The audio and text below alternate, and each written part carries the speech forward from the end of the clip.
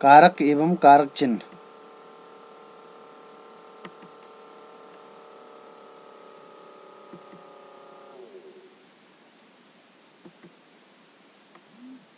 नमस्कार, मैं doctor Deshbandhu Bhatt same मुख्यम Tehri Garhwal Uttarakhand से आज की कक्षा में आप सबका हार्दिक स्वागत और अभिनंदन करता हूं। आज की कक्षा में हम पढ़ेंगे कारक एवं कारक चिन्हों के बारे में। कारकाणि कर्ता कर्म च करणं च संप्रदानं तथैव च अपादानाधिकरणे चेत्याहुः कारकाणि षट्।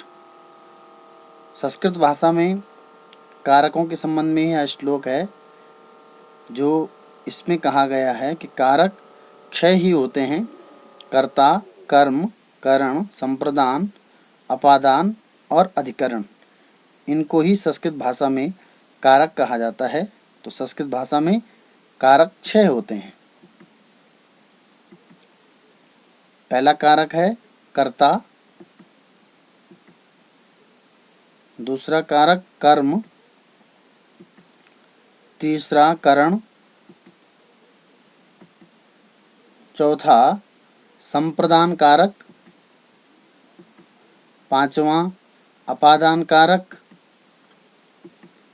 छठा जिसको कि हिंदी में ही प्रयुक्त किया जाता है, संस्कृत में इसे कारक नहीं माना जाता है, यह है संबंध।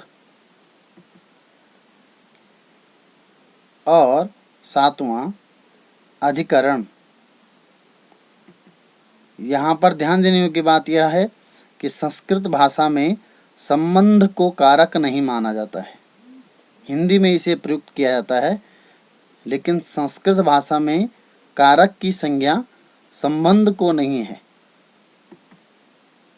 संबंध को संस्कृत भाषा में कारक नहीं कहा जाता है, कारक नहीं माना जाता है।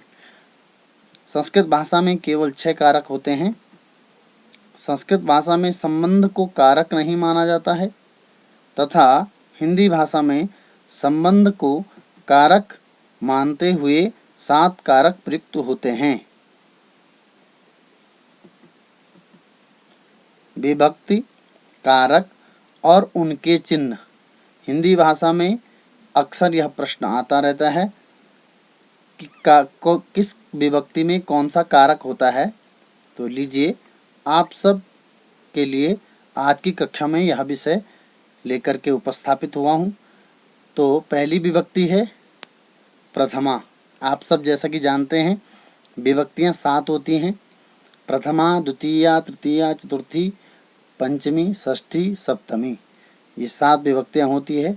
इनमें होने वाले कारक और उनके चिन्ह हिंदी भाषा में जो होते हैं। प्रथमा विभक्ति कर्ता कारक और इसका चिन्ह है ने।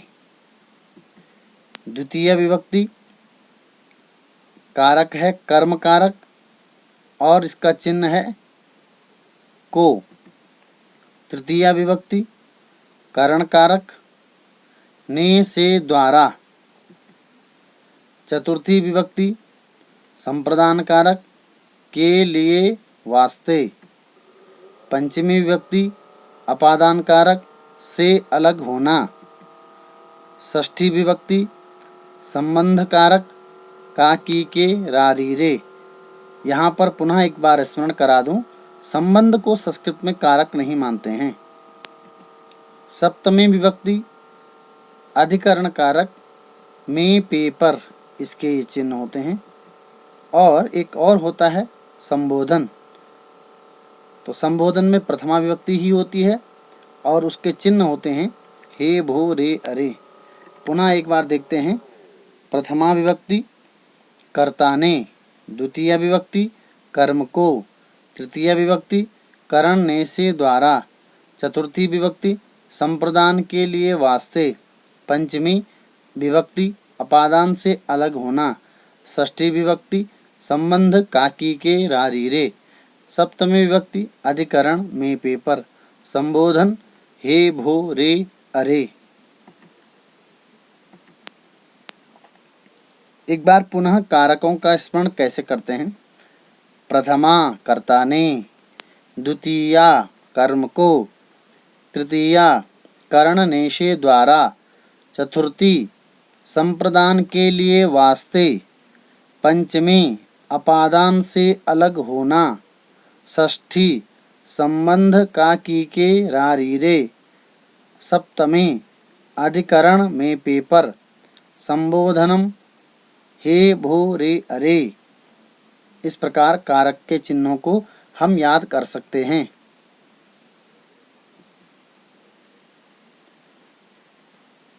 अब जैसे कई बार प्रश्न आता है कि वृक्ष से पत्ता गिरता है, इस वाक्य में कौन सा कारक है? तो जब हमें कारक चिन्ह हिंदी भाषा में स्पष्ट याद होंगे तभी हम बता पाएंगे कि इसमें अपादान कारक है, पंचमी विभक्ति प्रयुक्त हुई है। क्योंकि से चिन्ह तृतीया विभक्ति में भी होता है, तृतीया विभक्ति का भी करण कारक का चिन्ह भी से है, और पंचमी विभक्ति में अपादान कारक का भी से चिन्ह होता है।